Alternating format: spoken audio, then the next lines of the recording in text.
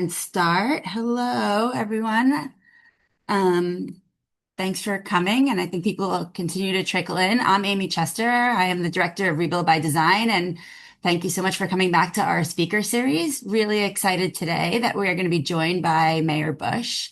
As many of you know, we've been working on the intersection of climate and disasters and communities in New Jersey, and thought it would be actually kind of nice to talk to a mayor to hear it from his perspective, but also a mayor that isn't dealing with a lot of disasters, that maybe it isn't front and center, but is still really concerned about infrastructure and kind of New Jersey's long-term well-being. So super excited to be here with Mayor Busch. Mayor Busch is a nationally recognized education law attorney and founder of the Busch Law Group, LLC. He works with public and independent school districts and counsels them on the laws, regulations, and other mandates impacting students and their families, staff members, school leaders, administrators, and local school communities. So it's kind of the whole entire ecosystem around schools. For over a decade, Mr. Busch has served as general counsel to school districts throughout New Jersey and has served as the mayor of Metuchen since 2017, which is actually quite some time now. So we're going to talk to him about the changes in community that have happened in the past 9 years or 10 years, soon to be, and how infrastructure and climate has affected his community. So I'm going to just come on when you're ready, Mayor Busch. And maybe you could start off and just give us a sense of, yeah, tell us about Metuchen. Yeah, so first of all, thank you so much for having me, Amy and your team. It's extraordinarily, it's obviously an honor for me to be here and talk to so many people. I know that those who engage in in these conversations are obviously concerned about all the things that we should be concerned about. Obviously, climate change and infrastructure, and how we're dealing with this next phase. Metuchen is this quintess, and those of you who know Metuchen, some of you may be here because you're familiar with Metuchen, some of you may not be familiar. So bear with me, those of you who are either from Metuchen, know Metuchen, have family in Metuchen, have been to Metuchen. We are so proud of this place. I mean, every mayor comes around and says they're proud of the place that they represent, but in my case, I became the mayor in 2017 by chance. The prior mayor became Governor Phil Murphy's chief of staff during the transition when Phil Murphy had first become the governor elect. And they looked around and said, "All right, who's going to do this? This is a job where the community was very much in transition from a traditional bedroom community. There was a lot of hesitation, like there are in a lot of places, about what those next steps are. There's a malaise that tends to cripple places like ours throughout the country because you have those who want to move forward, and how you define moving forward sometimes conflicts with those who feel like you need to keep things as they're comfortable and keep the place the way they know because that's what they know. And so you had this sort of push and pull. And I took over at a real formative time for our community. We had a we had just this massive redevelopment project in our downtown where we had a three three over maybe 3 or 4 acre parking lot that was basically just paved parking for our train station in the middle of our downtown. And it's all people ever knew, at least the new people or the people of the last 3 or 4 decades ever knew. There was a just huge paved lot. You pull up to the parking lot, you get out, and you can go to the train station. But it was an incredible waste of space, and it was just a lack of just a sort of awareness of the possibility of what that could do for the rest of the downtown, because our downtown was really, really struggling. With about a year before I became mayor, the community established a special improvement district, which thank God they had done before the pandemic, because I don't know what we would have done without them since then, but especially during the pandemic. And between the establishment of the special improvement district and the redevelopment of a paved sea of asphalt, literally in the middle of like the central part of our downtown. And if you look at satellite views from the time, you would see it. We were able to really begin the transformation of Metuchen. And if you've been to Metuchen recently, or you haven't been to Metuchen recently, you need to see what we've done together. I took this job. I was appointed. Then I ran for the 1 year unexpired term. Then I've run for 2 terms since. My term is up next year. My second and a half term, if you will, is up next year. And, it's really the honor of a lifetime to serve the community that you care about. You think about all the jobs we do, right? You think about all the things we have. What's important to us, our families, our jobs, our hobbies, our friends, the organizations that we care about, the policies, the politics. Think about all the things that matter to you, and throw out all the worry and the anxiety that you have over the possibility of taking a position and putting yourself in the public light, or putting your family in the public light, or not being able to eat a slice of pizza without someone bothering you, or stopping at the supermarket. And think about how great of a job it is to be the mayor of a place you actually care about. Because all the things if you care about all those things or some of those things, it really fulfills so much of your sort of, some people's, I should say, civic objective. You talk to anybody in politics, and if they've ever been the mayor, they will tell you that it's probably the best job in politics. It's an executive position. So you immediately you have the ability to do something, right? Because that's one of the biggest issues in American politics and it's important to be able to have a legislative branch, but as you know, it takes a long time. It's deliberative. It's obstructing. It's difficult. And so if you are an executive, you're not going to be the president or the governor necessarily, but being the mayor of your community allows you to have some change at your disposal, the ability to say, this isn't right for this town. Maybe I could speak to my council about changing it. It gives you the opportunity to speak with other community leaders about how to bring things together. And if you can get your space, your jurisdiction to row in the same direction, the possibilities are endless, because there's a vision that you have that hopefully you share with others, and you can carry that out collectively. I would say that in Metuchen, we've done that in a way that makes me particularly proud.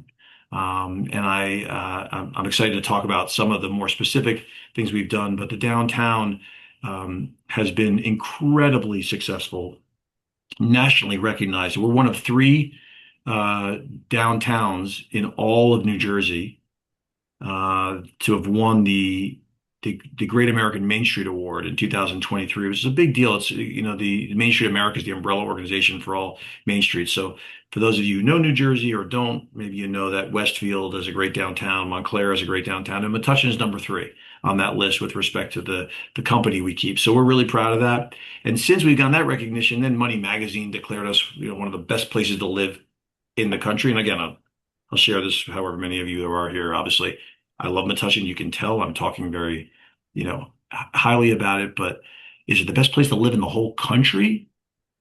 There's places in the mountains or on the beach, I'm sure, are beautiful. We don't have mountains or beach here.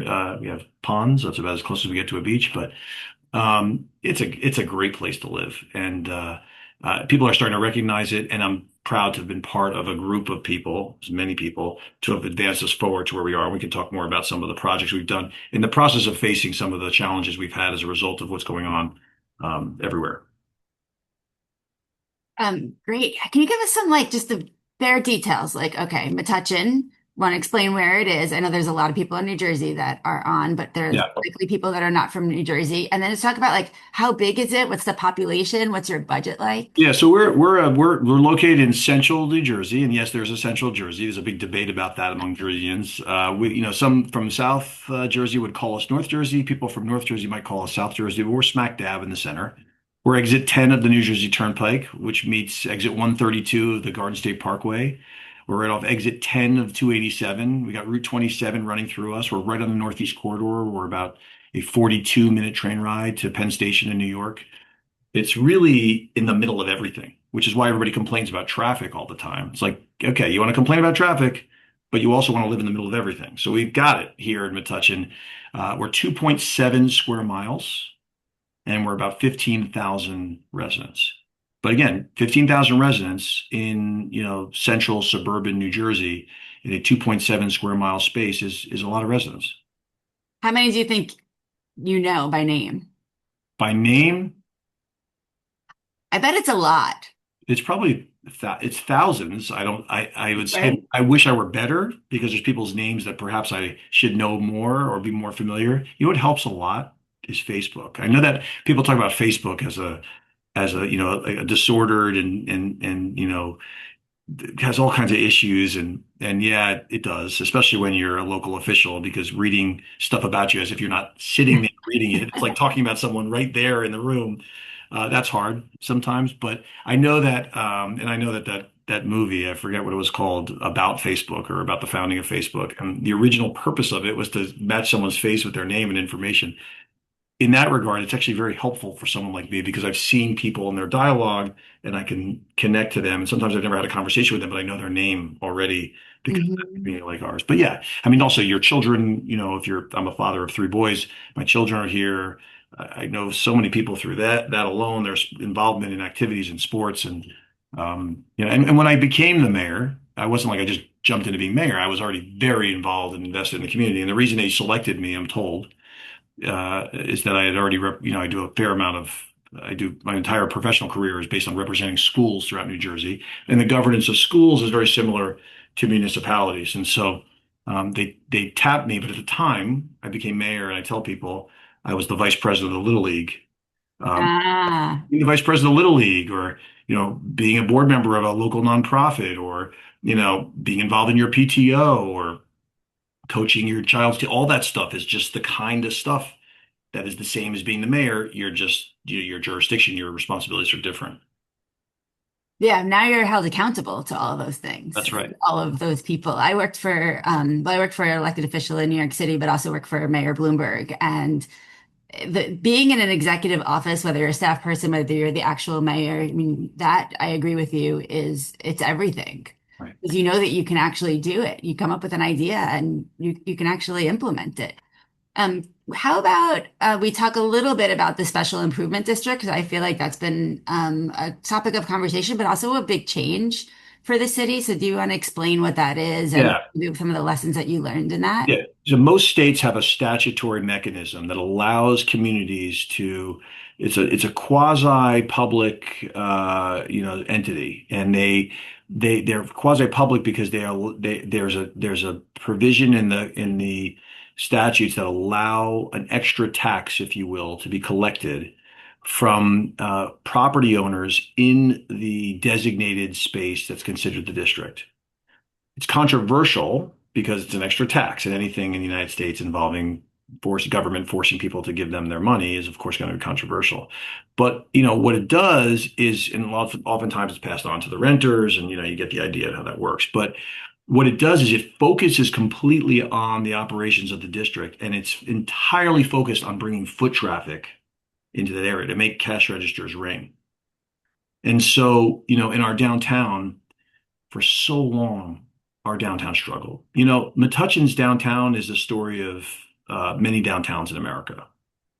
Within about 2 miles of the center of our downtown is located one of the top malls in all of New Jersey. The construction began in the Menlo Park Mall, which is at Edison, in the late 1960s. First, it was an outdoor mall, and then they enclosed it in the 70s at some point.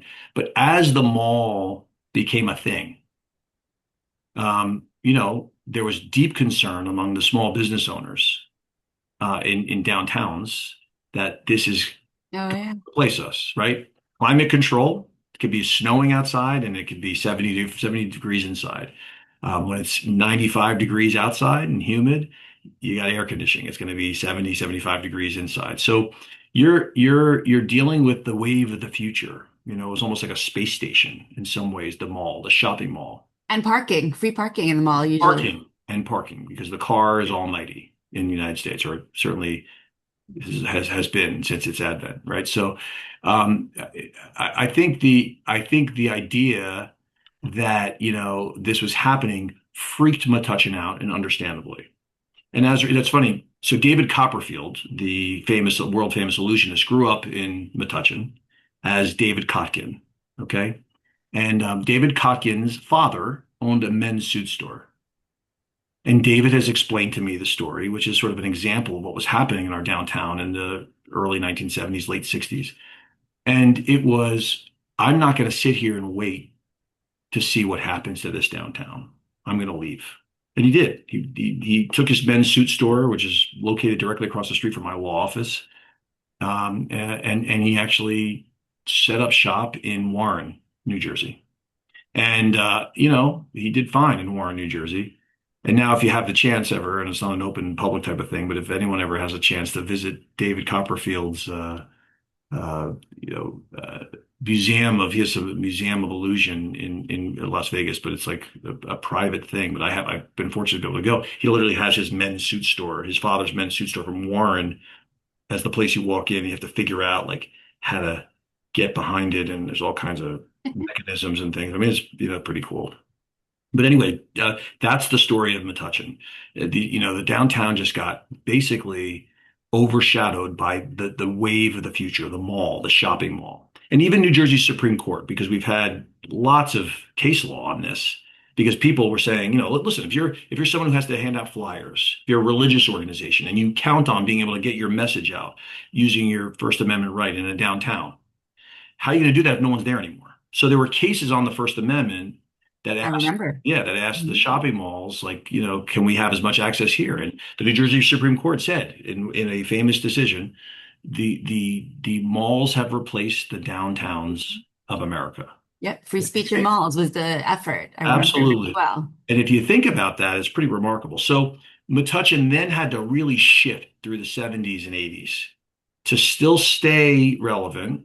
To obviously you have the train station there, which will always, keep you an edge above. But in the process, help people figure out something attractive here. So what they did was they focused on the things that could maybe not do as well in a mall, right? Mom and pop stuff that, had specialty hours or things you could put your hands on, and specialty buying kind of things, and restaurants. Because people, at the end of the day, people still want to go have restaurants close by and whatever else. So that stuck for a while. But our downtown went through, with the typical American economic trends and the regional trends, ups and downs. Vacancies would rise, they would fall. But in the end, there was really nothing to distinguish ourselves from anywhere else. But what really happened more recently was something that we never expected. Our vacancies were higher before the pandemic Hmm. than after, because with the pandemic, you started to see huge numbers of online shoppers, right? It expedited the online shopping and the delivery service business. And the big box stores, which never came to Metuchen because they were stuck at the malls, were dying. And if the brick and mortar were dying, the people were ordering their products online. So the malls really started to have tons of vacancies, and anybody who goes to a shopping mall recently knows kind of how pathetic they are and how they've had to shift their economic model in certain ways. And it's become like entertainment centers and other things, right? And Metuchen, which always focused on mom and pop, things you could put your hands on, things where you could socialize with other people, be part of a community, walk the downtown, be part of something more authentic. And of course, restaurants, which we always had a very high number of as a result of our reaction to the mall previously. So we had this like built-in mechanism to get through and be stronger after COVID that we didn't realize we had. We've leaned into it, and it's all gone in a very positive direction. So it's really a pretty extraordinary story. That is super interesting. And, when I think about infrastructure, which I think about all the time, one of the things that are so important is a tax base and a growing tax base. And I'm curious if there's been any studies or if you have any anecdotal evidence that investing in the downtown and the special improvement district, like, has it given the city a little bit more of a tax base? The special improvement district is this year celebrating its 10th anniversary. When I told you, thank God we had it before the pandemic, because we were able to hyper focus on the needs of the downtown. We were also eligible, frankly, for a series of grants, and the business owners were able to get grants that they would not have otherwise gotten, for monies to keep them afloat, to pay their employees, otherwise that were only eligible through the New Jersey Economic Development Authority for businesses within special improvement districts. So thank God, it's highly recommended. By the way, just say this to you. At this point, it's like a given, right? Of course, well, thank God they have the special improvement district. The amount of opposition to I- create a special improvement district at the time was remarkable. And Have you ever done anything that had no opposition? but opposition to something that ultimately serves as an economic engine. So you asked me if there's anecdotal evidence.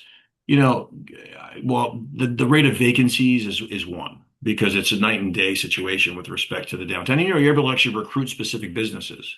There's a video game arcade next to my law office behind me in the window behind me.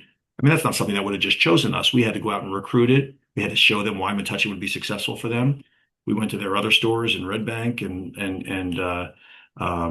at Westfield, and we said, look, this is why we're similar to Red Bank and Westfield, and ultimately they settled on us. And it was very exciting. The improvement district is not just a way to keep cash registers ringing and bringing in feet to the downtown. It's a way to recruit businesses and also people. We have concerts. We have a Juneteenth event coming up. If anyone wants to see Metuchen, come to our Juneteenth event in a couple of weeks. And you could look at our Metuchen Downtown Alliance website for all the events. We had a Pride event last weekend. You know, we have been do we do so we have with a Queen cover band, which is supposedly awesome. I wasn't able to make it. I had something going on, but there's always something going on here to attract people, attract business. So you asked for anecdotal evidence. I mean, there's a video which I haven't seen in a long time, and I would love to do something cool with it.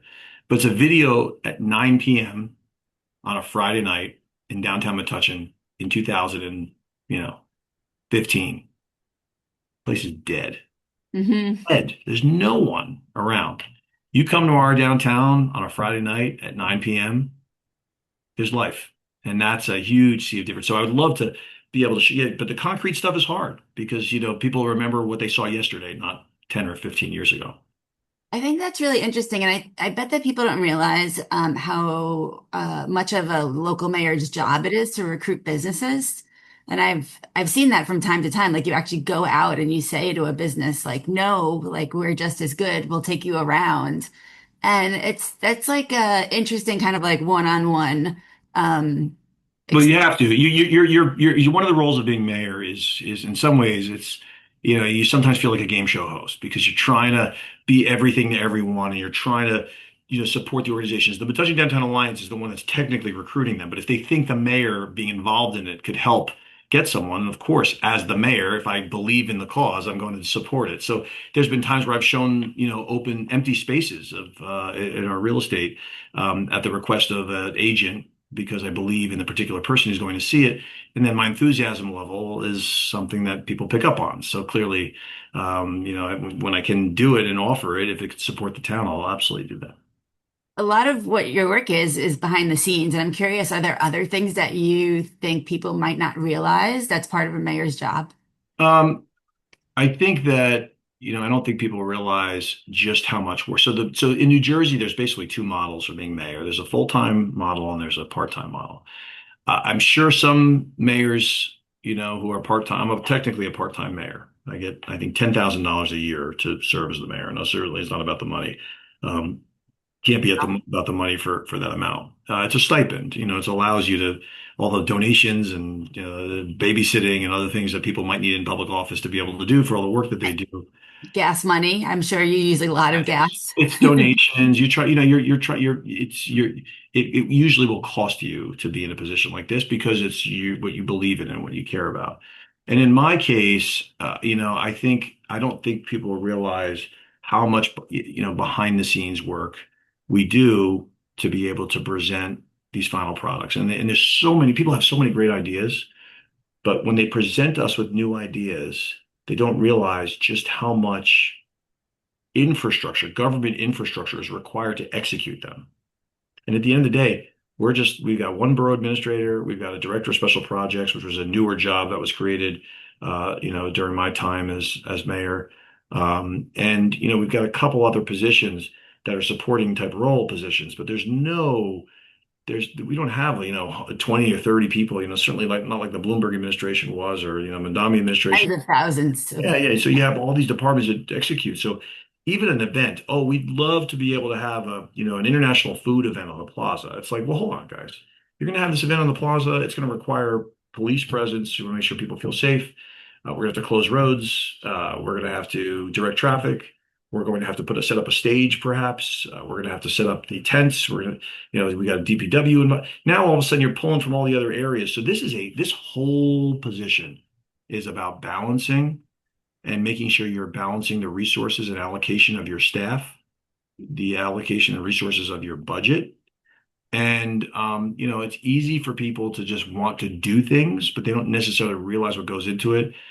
This is a part-time job that is just as busy, if at times not busier, than my full-time job as a public school board attorney, where my firm represents 115 school districts throughout New Jersey. It's just a massive operation. And it's hard because you're balancing that with trying to do all the other things you want to do in your life. And I'm not complaining because on one hand, I'm talking about how great the job is, but it is definitely a sacrifice, and a labor of love. I think I might have told you when we first met that I worked for a city council person in New York, in Brooklyn, actually. I was his chief of staff, and our whole staff would work on something really, really hard, and we'd get him to make a decision on a piece of legislation. And then he would come in on Monday morning and tell us that he changed his mind. And we're like, what happened? And he's like, oh, this woman came up to me in Walgreens last night. And I was like, don't go to Walgreens. Like, please stop. So I'm kind of curious. I'm what's on top of mind of with your constituents? What are they stopping you and talking about? Well, you have to be really careful of outsized voices. You don't want to get to a situation where just because someone got you at the right moment with the opinion that sort of made sense in that actual Happen moment, all the that you time. suddenly attribute that position with 4,000 of their other, constituents. You have to be really careful about that. And Facebook is the worst.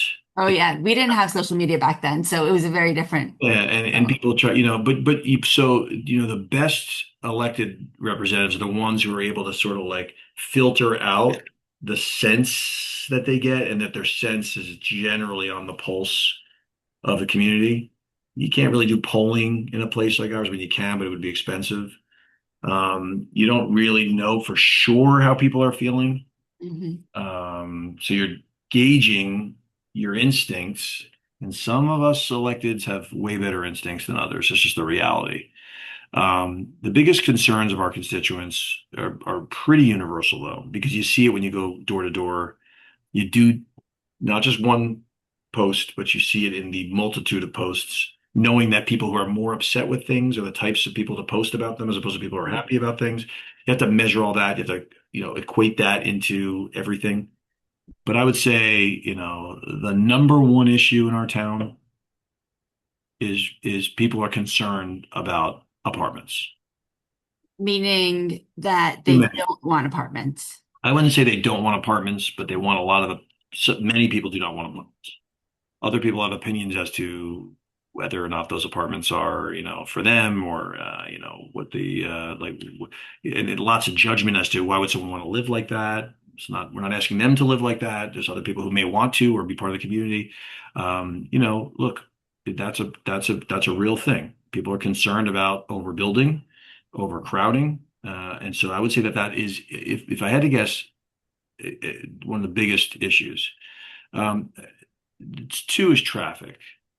You know, you build apartments because you're trying to redevelop spaces, and we could talk about that a little bit. Some of the things we've done to help encounter some of the infrastructure issues we've had. But I think the second biggest issue in our community is traffic. And I said this earlier. You want to live in the middle of 287 Parkway, Turnpike, 27 Northeast Corridor. You're gonna have traffic, especially when the town that surrounds you, where you were the population center. We're surrounded by Edison on all our borders. Okay. And Edison's population has tripled over the last 50 or 60 years. Same period where Metuchen, believe it or not, had more people. Families were bigger back then. So our population has gone down. People have more cars now too, but our population has reduced or stayed the same in that period, and Edison's population has tripled. And so if you're going from one place in Edison to another, you're often coming through Metuchen. And just because of the location and because of the traffic engineering, it's really there's only so much you can do about it. And I think people realize, like, they talk to me about traffic, and it's, one of the things I say is, like, I'm stuck in it too. I also should have left 5 minutes earlier. You know. And we should be more welcoming of transportation alternatives and Absolutely. bike, and there, it goes on and on of how we could choose to be different if we chose Well, to. that brings me to my third point, which is pedestrianization. So we've seen an increase in awareness in Metuchen. Middlesex County doesn't have the the culture or history quite where we'd like it to be in a place like obviously Brooklyn and other more progressive thinking places with respect to pedestrian infrastructure, bicycle infrastructure. We've tried some things. We've been successful at lowering the speed limit in mostly the entire town to 25 miles per hour, which is very important.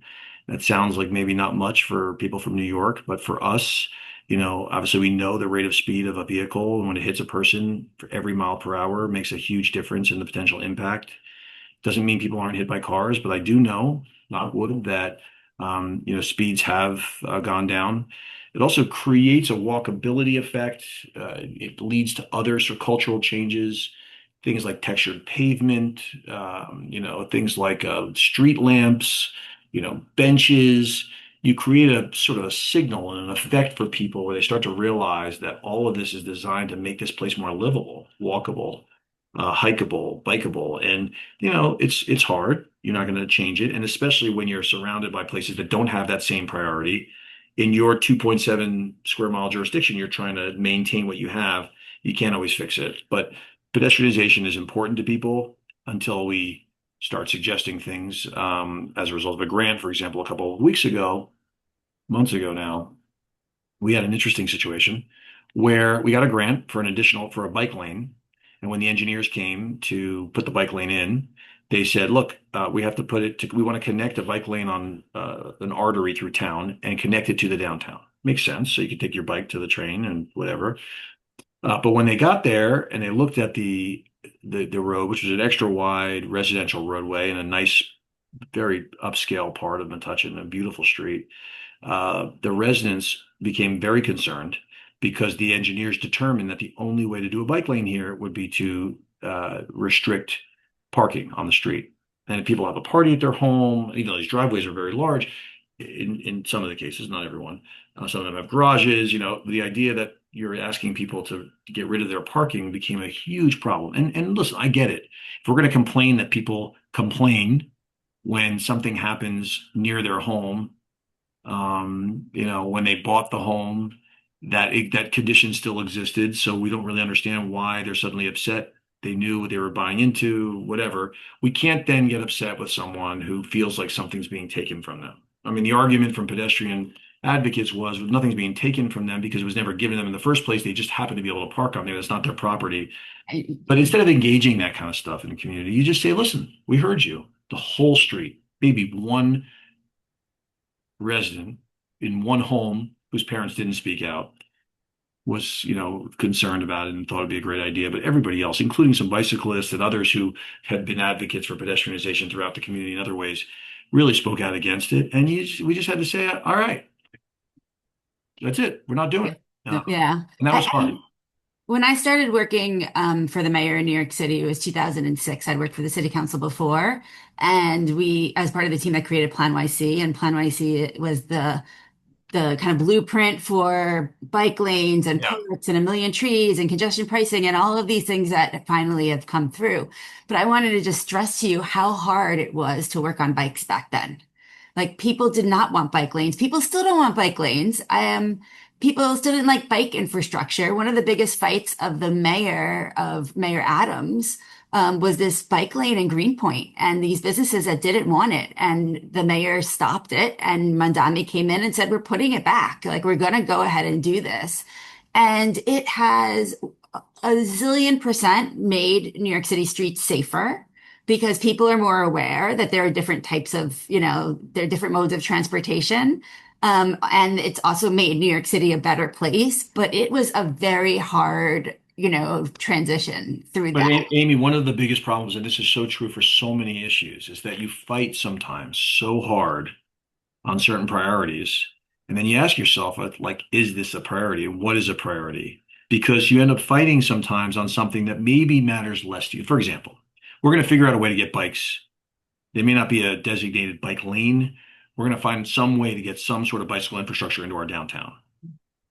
But the more you fight with your community or create a rift within your community, and I told you about rowing in the same direction, you start to lose some of the goodwill and work that you're doing in other areas.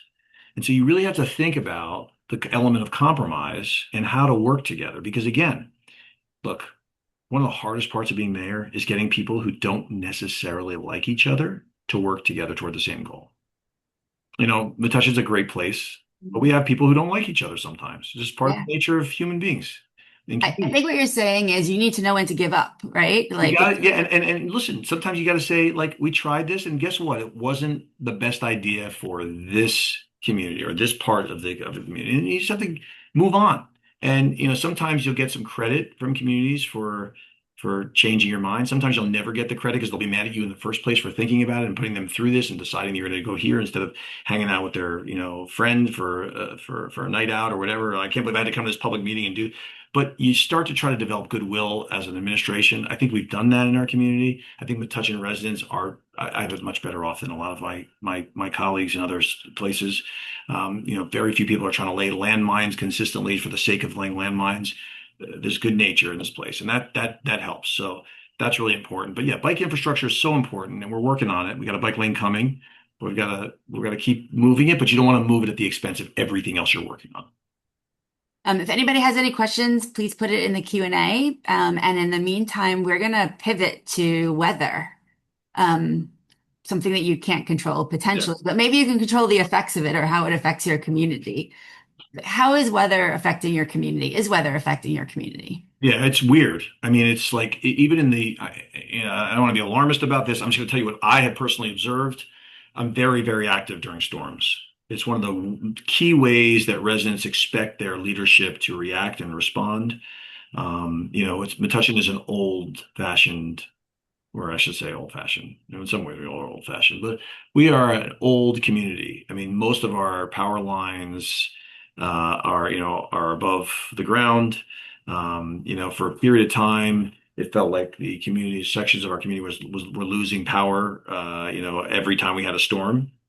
And but I think there's been some stronger infrastructure that PSE&G has placed on some of our systems to sort of support that as they've worked on some of their infrastructure. But we have seen these storms fundamentally change the way we do this. Communicating with it used to be you have these once every 5 year situations. And now it feels like twice, three times a season that you're dealing with some of this stuff. The winds that pick up out of nowhere and knock a tree into someone's home we had a couple of weeks ago. And let me tell you something. Or we had, that same tree hit a couple power lines, pulled them down. We had about, a couple hundred, units without residences without power. Um, you know, you have to jump into action when that happens. And I'm finding myself jumping into action far more often than I had to in my first couple of years. And it's concerning. It's worrisome. We've had some, there was a storm we had a couple of years ago, or actually last summer, where the flooding was really evident. Sudden Yeah. flooding. Last July. Yeah, yeah. And actually, it was bizarre because we actually had a concert that night. This is a quick story. We had Joey Fatone from NSYNC who came to our downtown concert series, which I was referring to before. And we had to move it because of the pending storms, although we didn't know it was going to be these kinds of storms, to our high school auditorium. Because with someone like Joey Fatone, you don't get a rain date. Like he comes the night he comes, and he was in the middle of and Juliet, I think, which was the show that Funny, he very funny. with and Juliet. Anyway, so yeah, it was a Monday, so he was his off day, and he came to hang out with us and do this concert. So we bring everybody inside, and then literally as the storm is raging, Joey Fatone is performing. And we realized like this is a really serious situation. And people are like, how could you be having a concert while all this is going on around you? People are being flooded out. Our police are rescuing people from cars. Mm. Floods are getting, the water levels are getting into their cars. We had some really serious situations, but because we had our fire department, our emergency, services, our police department centered at the high school as a result of the concert, we turned it into, in the middle of the concert, an emergency center And we actually did a little documentary about it because we were there our videographer was there to record the event, and he ended up recording the emergency response from the gymnasium Interesting. as it was happening. Mhm. And I don't know if there's a way for you to, forward this to people, but it was sort of a fun Yeah, we can. night that turned into a disastrous night that turned into a inspirational night in the sense that we had everybody working together and kind of supporting one another. So that was an interesting piece. And again, that was just another example of a storm, and like in some ways it was safer that everybody was there because they Yeah. were I was driving. going to say that because they're not traveling. At So least we they can kept them stay in, there and and the high safe. school was one of the safest places based on our, elevation and what it can handle. And it's the generators and everything else that are there. It's one of the safest places that they could have been in the whole town. So it was very unique. It was like an unexpected moment. But yeah, we've noticed a substantial change. We're building a new emergency services center. We've had to account for flooding that space has encountered. We have a park, and I've talked to you about this. We have a transformational redevelopment project where for 120 years there was warehouses and at one point an industrial property where they made battery parts. It was called Gulton was the name of the company, which is a pretty well-known company. They made parts for Apollo 10, apparently, all kinds of historic involvement. But a lot of that came with dangerous materials and chemicals that were made at the property. And you know how people were back then. They didn't take the care of the soil the way they do now. And sometimes they would just wash away all the extra stuff that was on the ground in those warehouses or factories into the soil. And so in the late 90s, a gentleman from Chicago decides to buy a piece of property in Metuchen. This is going to be a great property. I can make money off of it, not really understanding the incredible environmental regulation we have, substantial environmental regulation we have. And so he had a really hard time doing anything with the property. In the meantime, we've got all kinds of operations, tractor trailers coming in and out, caked, caked engine parts sitting in soil for many years, abandoned washers and dryers, all kinds of stuff in this property. And so a couple of years ago, we all got together with the developer, or sorry, with the property owner, and we said, what would you want to do here? We got to get this cleaned up. This is gross. And meanwhile, I was blocking a 30 or so acre wildlife preserve. Oh, Every, wow. every few years we get a bear in downtown Metuchen. Downtown, actually. They walk around like they're going to be shopping, but really they're just walking across the street.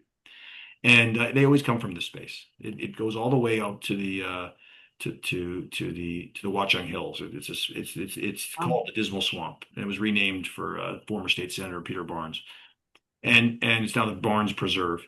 So we had this incredible opportunity to open up wildlife and to open up nature and to open up a park space.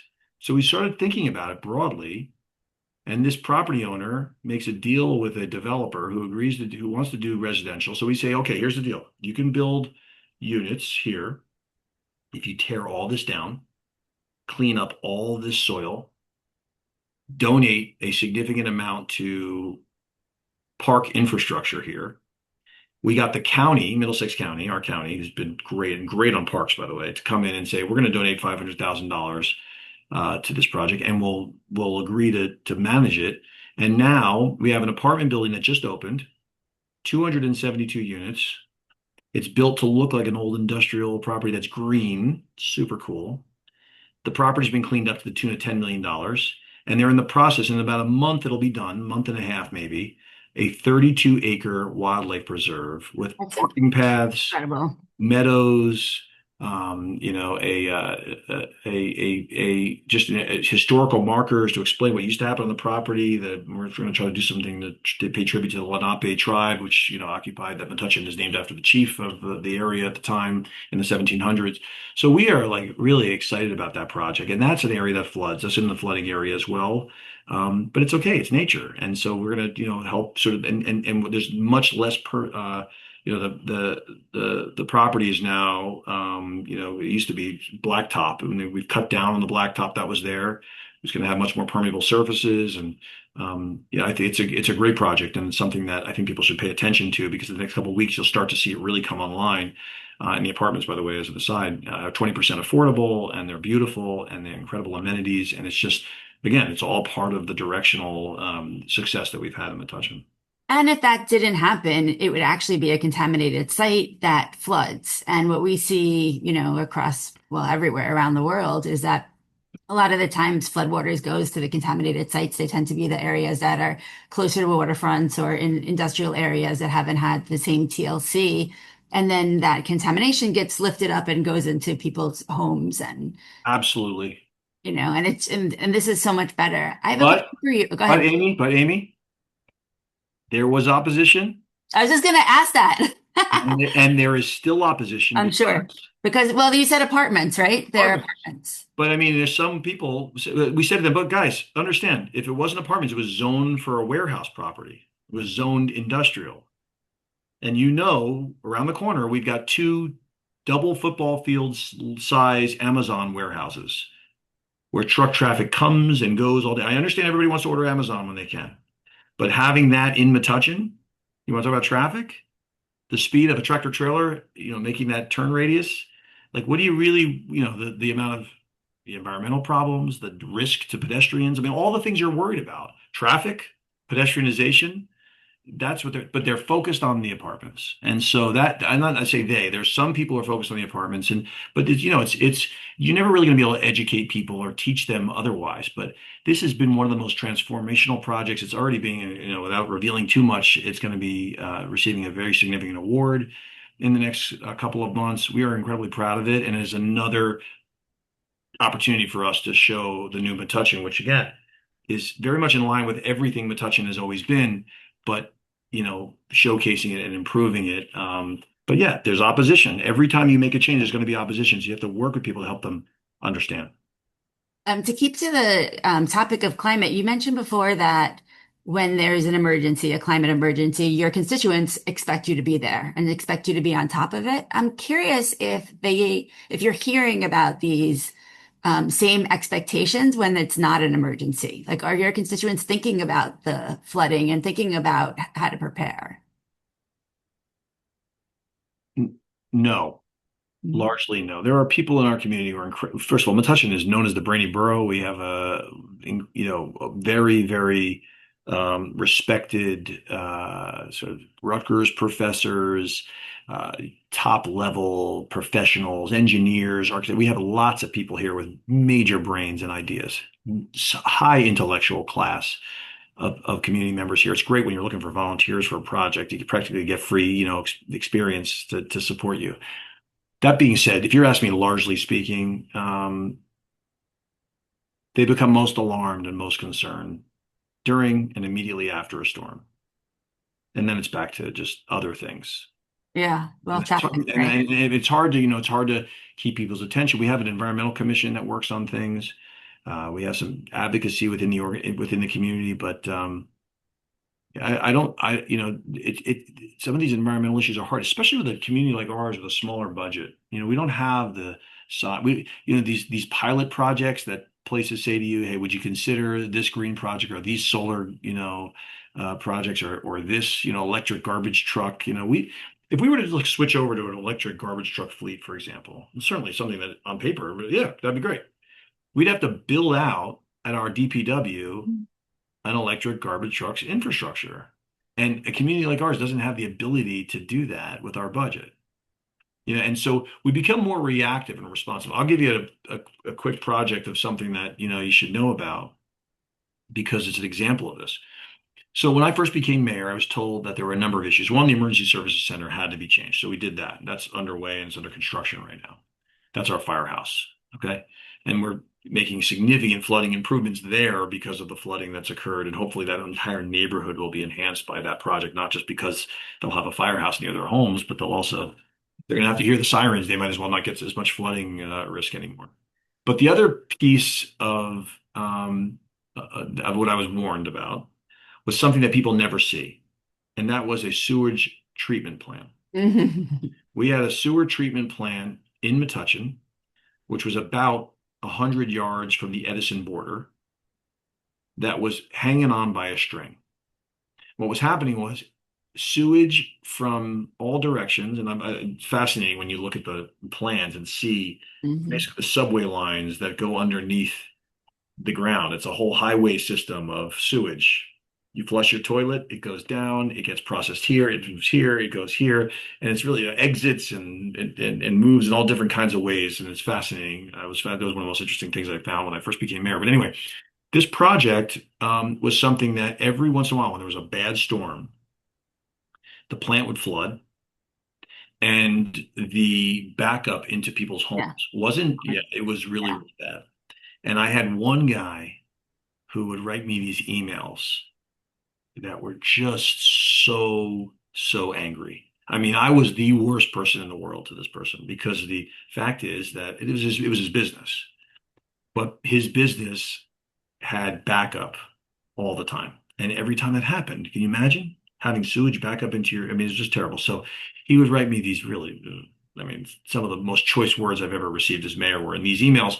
But what happened was it was really important. You know, there was nothing you could do in a minute. It was just a matter of keeping it up and trying to maintain it, paying attention to it, especially during these storms, sending someone there to try to make sure it wasn't backing up. And if it was, doing whatever emergency requirements. But taking care of whatever emergency requirements. But one of the most fascinating pieces of all this I found was that we had the opportunity to do a shared service with Edison because Edison's basically we figured out wasn't processing their sewage at all. They actually had it on bypass and it was going right to ours.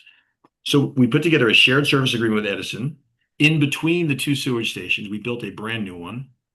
We split the cost evenly because if we had each built our own one, it would be, it was, I think, 5 million or maybe more, but say 5 million for our conversation that we split to 2.5 billion each. If we each are build our own, it'd be 3 to 4 million each. So we saved the money there. And then we decided to have some sort of meter that figured out where the sewage was coming. If it was coming from Metuchen residents, it would be on here. If it was Edison residents, then we would just pay a percentage of the operational costs. And we did that. And, that's something that no one ever sees. And it's funny, I tried to be funny about it and get people's attention by talking about, listen, because if you talk about poop, people laugh or think it's funny. But if it's Maybe with your three boys. right, well, yeah, well, two of them are in college now, so hopefully they're not still laughing at those jokes. But yes, the idea that you're doing this for this community, this is the most important infrastructure, work that we've done in decades but people really weren't that interested. You could tell because you do it on social media and the interaction of that versus, a ribbon cutting at a restaurant that sells a chicken that people really want to try. That gets much more engagement. So, the importance of climate infrastructure is everything to us, the people on this call, obviously, but for them, it was, some people are interested, but most people are not, it's not in their daily life. And as long as they flush their toilet and they don't have a problem, we don't hear about it. You were mentioning your environmental commission, and we have a Q&A that's asking about the city's climate change related hazard vulnerability assessment that's apparently underway.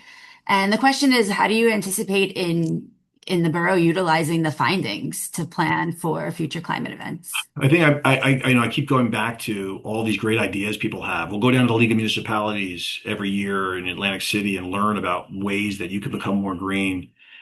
To really execute any of this stuff, these recommendations, we need state and federal support.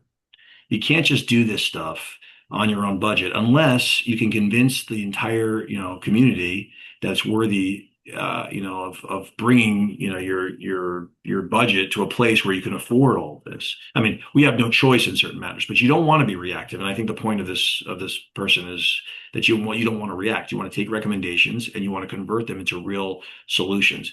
This is incredibly complicated, Amy, because we have the authority but we also have to govern for the now and for the future. And we're trying to balance that. Similar to the bike lanes, the conversation all kind of comes full circle here.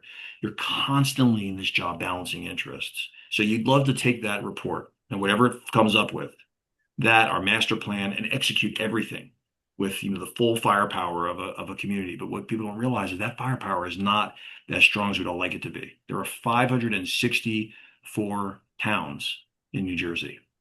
We've mapped all of them actually on our website and all of the infrastructure risk.